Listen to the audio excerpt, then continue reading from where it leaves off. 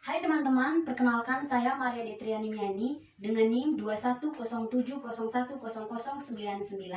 Di sini saya akan menjelaskan 3 penyakit, yaitu penyakit yang pertama, penyakit HIV/AIDS dari kelompok penyakit menular seksual, kemudian penyakit yang kedua, penyakit TBC dari kelompok penyakit saluran pernapasan, dan yang ketiga, penyakit diare dari kelompok penyakit saluran pencernaan. Kita masuk pada penyakit yang pertama, yaitu penyakit HIV/AIDS. HIV atau Human Immunodeficiency Virus adalah virus yang menyebabkan AIDS. Nah, AIDS adalah tahap lanjut dari infeksi HIV yang menyebabkan munculnya infeksi lainnya dan memperburuk kekebalan tubuh. Nah, jika penderita HIV/AIDS tidak melakukan pengobatan yang cukup, maka dapat berakhir dengan kematian dalam kurun waktu 5-10 tahun. Kemudian selanjutnya saya akan menjelaskan bagaimana skema rantai penularan dari penyakit HIV/AIDS. Skema rantai penularan dari penyakit HIV/AIDS yaitu mulai dari mikroorganisme. Mikroorganisme dari penyakit HIV/AIDS yaitu virus HIV atau Human Immunodeficiency Virus. Kemudian bagian kedua yaitu reservoir. Reservoir dari penyakit HIV yaitu di dalam tubuh manusia, di dalam darah, di dalam cairan vagina dan sperma, di dalam cairan air susu ibu dan cairan rektal. Kemudian part of exist dari penyakit HIV yaitu melalui saluran kelamin.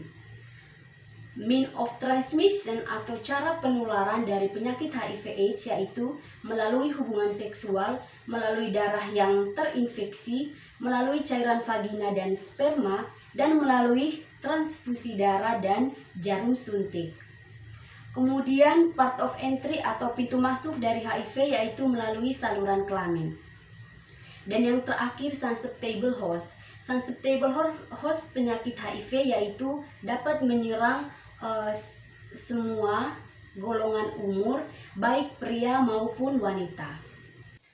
Selanjutnya saya akan menjelaskan bagaimana faktor risiko penyakit HIV/AIDS.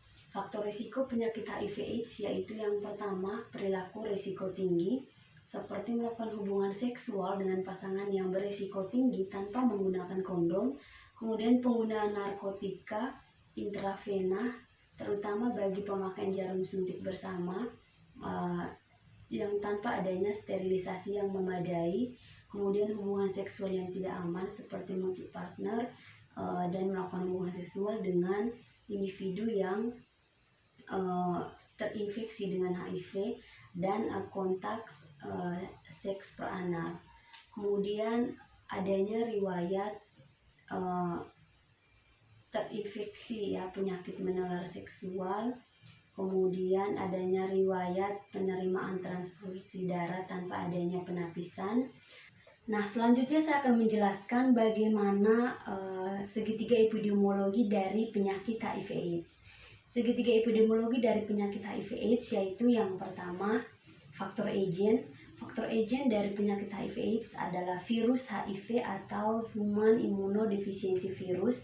Nah, virus HIV ini termasuk retrovirus yang mudah mengalami mutasi sehingga sangat sulit untuk menemukan obat untuk membunuh virus tersebut. Kemudian dari faktor host dari penyakit HIV adalah manusia dari semua golongan umur, baik perempuan maupun laki-laki. Kemudian yang ketiga, faktor lingkungan. Faktor lingkungan dari penyakit HIV/AIDS yang pertama, lingkungan biologis. Lingkungan biologis di sini yaitu adanya riwayat penyakit ulcus genitalis, kemudian herpes simplex dan STS yang membuat meningkatnya prevalensi dari penyakit HIV. Kemudian yang kedua, lingkungan sosial yang buruk seperti pergaulan bebas yang membuat meningkatnya risiko terkena penyakit HIV/AIDS.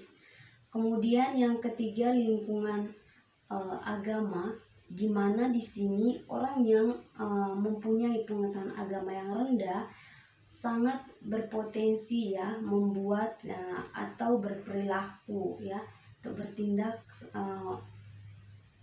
berlawanan dengan ajaran agamanya. Kemudian yang terakhir yaitu lingkungan sosial ekonomi seperti pekerjaan juga ambil andil ya dalam meningkatnya penyakit HIV/AIDS ini, seperti PSK. Karena mereka di sini bekerja ya, melakukan hubungan seks dengan bergonta-ganti pasangan, sehingga mudah sekali atau sangat berisiko terkena penyakit HIV/AIDS. Kemudian adanya riwayat perlukan kulit, tindik, tato, atau sirkumsisi dengan alat yang belum disterilisasi. Selanjutnya saya akan menjelaskan bagaimana hubungan dinamis dari penyakit HIV/AIDS. Nah, hubungan dinamis yang saya pilih di sini yaitu model yang terakhir yang akan saya tampilkan di sebelah kanan saya. Nah, di sini agen bertambah banyak karena adanya pergeseran lingkungan ya, atau perubahan lingkungan. Nah, dalam hal ini lingkungan yang mengalami pergeseran yaitu lingkungan biologis dan lingkungan sosial yang menyebabkan agen lebih dominan. Nah, yang pertama lingkungan biologis. Lingkungan biologis di sini yaitu adanya riwayat penyakit ulcus genitalis, kemudian herpes simplex dan serum test of syphilis yang positif yang membuat meningkatnya prevalensi dari penyakit HIV/AIDS. Lalu kemudian poin penting apa yang dapat kita edukasikan kepada masyarakat terkait penyakit HIV/AIDS? Nah, poin penting yang dapat kita edukasikan kepada masyarakat terkait penyakit HIV/AIDS yaitu bahwa penyakit HIV/AIDS ini dapat dicegah. Nah, untuk pencegahannya dapat dilakukan dengan cara menghindari pergaulan bebas, menghindari seks bebas, kemudian menghindari penggunaan jarum suntik bekas, kemudian menghindari penggunaan obat narkotika atau obat terlarang lainnya, kemudian dengan lebih memperdalam ilmu agama atau pendidikan agama kita masing-masing agar kita bisa mengetahui bagaimana perilaku buruk atau perilaku baik yang seharusnya yang kita terapkan dalam kehidupan kita sehari-hari. Kemudian kita masuk pada penyakit yang kedua yaitu penyakit TBC. Penyakit TBC adalah penyakit menular langsung yang disebabkan oleh bakteri Mycobacterium tuberculosis, suatu basil tahan asam dan menyerang parenkim paru. Selanjutnya, skema rantai penularan dari penyakit TBC. Skema rantai penularan dari penyakit TBC yaitu yang pertama, mikroorganisme. Mikroorganisme dari penyakit TBC adalah bakteri Mycobacterium tuberculosis. Kemudian yang kedua, reservoir. Reservoir dari penyakit TBC adalah tubuh manusia di dalam paru-paru. Kemudian yang selanjutnya, part of access. Part of access dari penyakit TBC yaitu melalui saluran pernapasan. Kemudian mean of transmission atau cara penularan. Mean of transmission dari penyakit TBC adalah melalui udara ketika penderita berbicara, batuk, atau bersin. Kemudian part of entry atau pintu masuk dari penyakit TBC yaitu melalui saluran pernapasan. Kemudian yang terakhir, susceptible host. Susceptible host dari penyakit TBC yaitu dapat menyerang siapa saja, mencakup semua golongan umur, baik pria maupun wanita. Selanjutnya saya akan menjelaskan bagaimana segitiga epidemiologi dari penyakit TBC. Segitiga epidemiologi dari penyakit TBC yaitu yang pertama, faktor agent. Faktor agent dari penyakit TBC yaitu oleh bakteri Mycobacterium tuberculosis, sejenis kuman yang berbentuk batang dengan panjang 1-4 um dan tebal 0,3 sampai 0,6 um. Dan digolongkan dalam basil tahan asam atau BTA. Kemudian faktor yang kedua yaitu faktor host. Faktor host dari penyakit TBC adalah manusia dan berdasarkan karakteristik penduduk, prevalensi TBC cenderung meningkat dengan bertambahnya umur, pendidikan yang rendah, dan orang yang tidak mempunyai pekerjaan. Selain itu, faktor imunitas yang lemah dan penderita penyakit HIV serta perilaku merokok juga dapat meningkatkan resiko terinfeksi penyakit TBC. Kemudian penyakit TBC ini juga dapat menyerang semua cakupan umur, baik wanita maupun pria. Kemudian faktor yang ketiga yaitu faktor lingkungan. Untuk faktor lingkungan dari penyakit TBC yaitu ventilasi rumah yang kurang luas, kemudian suhu ruangan yang tidak memenuhi syarat, kepadatan hunian, dan kelembaban udara di dalam rumah yang tidak memenuhi standar, serta jenis lantai seperti tanah, papan, dan tidak kedap air, kemudian jenis dinding yang tidak memenuhi standar, serta riwayat kontak dengan penderita di dalam rumah dapat mendukung perkembangbiakan dan penularan dari penyakit TBC. Nah, kemudian saya akan menjelaskan bagaimana faktor risiko dari penyakit TBC. Untuk faktor risiko dari penyakit TBC yaitu orang dengan kekebalan tubuh yang rendah oleh karena mengidap suatu penyakit atau karena mengonsumsi obat-obat tertentu. Kemudian bayi, balita, dan anak-anak yang mempunyai sistem kekebalan yang masih rendah. Kemudian orang yang mengonsumsi alkohol secara berlebihan dan perokok pasif maupun perokok aktif. Kemudian orang yang tinggal dengan penderita TBC. Selanjutnya saya akan menjelaskan hubungan dinamis dari penyakit TBC. Untuk hubungan dinamis dari penyakit TBC, saya memilih model yang kedua, di mana titik berat keseimbangan terdapat pada pejamu. Hal ini dikarenakan bakteri TBC cenderung menyerang orang dengan imunitas atau kekebalan tubuh yang rendah. Kemudian selanjutnya, apa poin penting yang perlu kita edukasikan kepada masyarakat terkait penyakit TBC? Nah, poin penting atau edukasi yang perlu kita berikan kepada masyarakat yaitu dengan mengedukasi pemahaman bahwa penyakit TBC ini dapat dicegah dan dapat disembuhkan.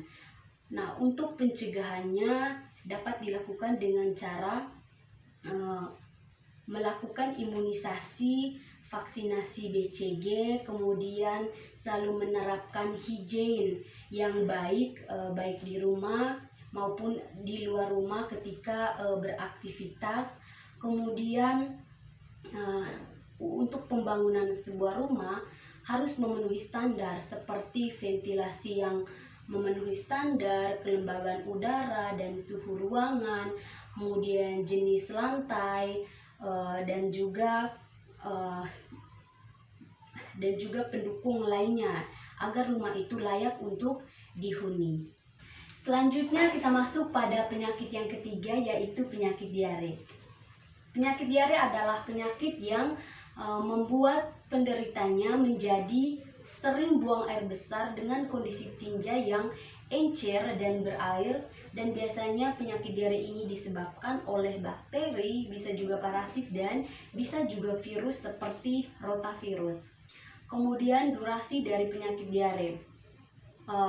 Untuk yang mengalami diare kurang dari 7 hari, kita katakan diare akut. Kemudian untuk orang yang mengalami diare lebih dari 7 sampai 14 hari, kita katakan diare persisten. Kemudian untuk orang yang mengalami diare lebih dari 14 hari, kita katakan diare kronik. Kemudian untuk orang yang mengalami diare yang lebih dari 7 sampai 14 hari, kita katakan itu diare berlanjut. Nah, kemudian saya akan menjelaskan bagaimana skema rantai penularan dari penyakit diare. Nah, skema rantai penularan dari penyakit diare yaitu mulai dari yang pertama, mikroorganisme. Mikroorganisme dari penyakit diare yaitu rotavirus, shigella, dan salmonella. Kemudian reservoir dari penyakit diare itu air, tanah atau makanan serta minuman yang telah terkontaminasi oleh virus, bakteri maupun parasit. Kemudian part of access dari penyakit diare yaitu melalui saluran pencernaan. Kemudian mean of transmission atau cara penularan yaitu melalui infeksi seperti bakteri, parasit maupun virus yang menyebar melalui makanan atau minuman yang tercemar atau kontak langsung dengan tinja penderita. Kemudian part of entry atau pintu masuk dari penyakit diare yaitu melalui saluran pencernaan. Kemudian yang terakhir susceptible host. Susceptible host dari penyakit diare yaitu dapat menyerang siapa saja, mencangkup semua golongan umur, baik pria maupun wanita. Kemudian kita masuk pada segitiga epidemiologi dari penyakit diare. Segitiga epidemiologi dari penyakit diare yaitu yang pertama, faktor agent. Faktor agent dari penyakit diare yaitu berupa parasit, dapat berupa bakteri dan juga virus. Tetapi memang yang paling banyak yaitu virus rotavirus, kemudian Shigella dan Salmonella. Nah, untuk faktor yang kedua yaitu faktor host. Faktor host dari penyakit diare yaitu manusia, mencangkup semua golongan umur, baik pria maupun wanita. Dan faktor host di sini mempunyai perilaku atau kebiasaan buruk seperti tidak mencuci tangan sesudah buang air besar, kemudian tidak mencuci tangan sebelum makan, dan kebiasaan jajan di luar rumah yang tidak sehat. Nah, untuk yang ketiga faktor lingkungan. Untuk faktor lingkungan dari penyakit diare yaitu sanitasi lingkungan yang kurang bersih di dalam rumah, kemudian di luar rumah ketika beraktivitas, kemudian penyediaan air bersih di rumah yang kurang, pembuangan tinja yang kurang baik, kemudian pembuangan limbah serta pembuangan sampah di sembarang tempat, dan pembuangan sampah serta pembuangan limbah di rumah juga kurang baik. Kemudian kita masuk pada faktor risiko dari penyakit diare.